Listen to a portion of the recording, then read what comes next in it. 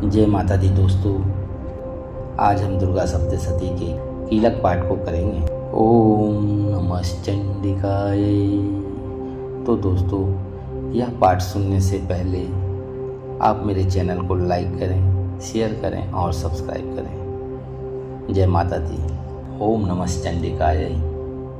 मार्कंडेय जी कहते हैं, विशुद्ध ज्ञान ही जिनका शरीर है, तीनों वेद ही जिनके दिव्य नेत्र हैं, जो कल्याण प्राप्ति के हेतु हैं तथा अपने मस्तक पर अर्धचंद्र का मुकुट धारण करते हैं, उन भगवान शिव को नमस्कार है।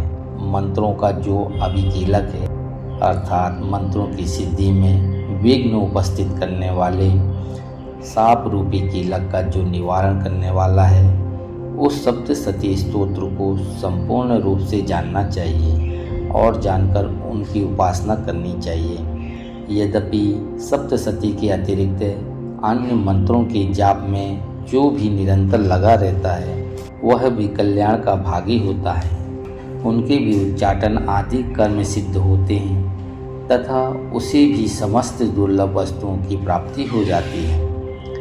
तथापि जो अन्य मंत्र का जप न करके केवल इस सप्तशती नामक स्तोत्र से ही देवी की स्तुति करते हैं, उन्हें स्तुति मात्र से ही सच्चिदानंद स्वरूपिणी देवी सिद्ध हो जाती है। उन्हें अपने कार्य की सिद्धि के लिए मंत्र, औषधि तथा अन्य किसी साधन के उपयोग की आवश्यकता नहीं रहती। बिना जप के ही उनके उच्चाटन आदि समस्त अभिचारिक कर्म सिद्ध हो जाते हैं। इतना ही नहीं, उनकी संपूर्ण अभीष्ट वस्तुएं भी सिद्ध हो जाती हैं।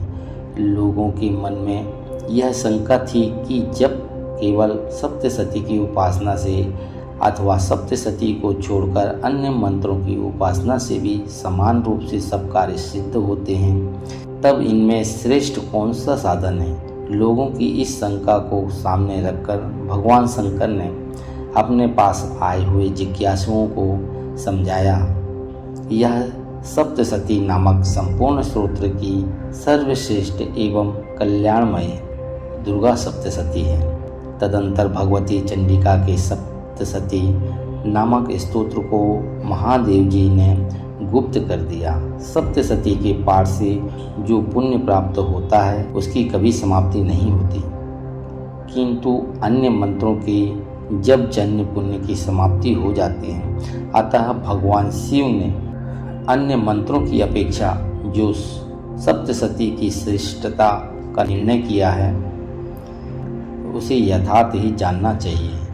अन्य मंत्रों का जप करने वाला पुरुष भी यदि सप्तशती के स्तोत्र और जप का अनुष्ठान कर ले, तो वह भी पूर्ण रूप से ही कल्याण का भागी होता है। इसमें तनिक भी संदेह नहीं है। जो साधक कृष्ण पक्ष की चतुर्दशी अथवा अष्टमी को एकाग्रचित होकर भगवती की सेवा में अपना सर्वस्व समर्पित कर देता है और फिर उसे प्रसाद रूप से ग्रहण करता है, उसी पर भगवती प्रसन्न होती हैं, अन्यथा उनकी प्रसन्नता नहीं प्राप्त होती। इस प्रकार सिद्धि के प्रतिबंधक रूप कीलक के द्वारा महादेवी ने इस स्तोत्र को कीलित कर रखा है। जो पूर्वोक्त रीति से निष्कीलन करके इस सप्तशती स्तोत्र का प्रतिदिन स्पष्ट उच्चारण पूर्वक पाठ करता है, वह मनुष्य सिद्ध हो जाता है, वही देवी का प्रसाद प्राप्त होता है और वही गंधर्व भी होता है। सर्वत्र विचरते रहने पर भी इस संसार में उसे कहीं भी भय नहीं होता है। वह अपमृत्यु के वश में नहीं पड़ता तथा देह त्यागने के अनंतर मोक्ष प्राप्त कर लेता है। अतः कीलन को जानकर उसका परिहास करके ही सप्तशती का पाठ आरंभ करें। जो ऐसा नहीं करता, उसका नाश हो जाता है। इसलिए कीलक और निष्कीलन का ज्ञान प्राप्त करने पर ही इस स्तोत्र का निर्दोष होता है और विद्वान पुरुष इस निर्दोष स्तोत्र का ही पाठ आरंभ करते हैं।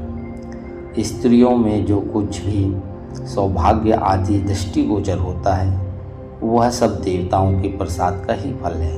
अतः इस कल्याणमय स्तोत्र का सदा जप करना चाहिए। इस स्तोत्र का मंद स्वरूप से पाठ करने पर स्वल्प फल की प्राप्ति होती और उच्च स्वर से पाठ करने पर पूर्ण फल की प्राप्ति होती है। अतः उच्च स्वर से ही इसका पाठ आरंभ करना चाहिए। जिनके प्रसाद से ऐश्वर्य, सौभाग्य, आरोग्य, संपत्ति, शत्रुनाश तथा परम मोक्ष भी सिद्ध होती है, उन कल्याणमयी जगदम्बे की स्तुति मनुष्य क्यों नहीं करते हैं। इस प्रकार देवी कीलक अध्याय संपन्न होता है। जय माता दी दोस्तों, अगर वीडियो आपको अच्छी लगी हो तो आप लाइक करें, शेयर करें और सब्सक्राइब करें। और अगर आप माता रानी के परम भक्त हैं तो सब्सक्राइब जरूर करें। माता रानी की कृपा आप पर बनी रहेगी। धन्यवाद।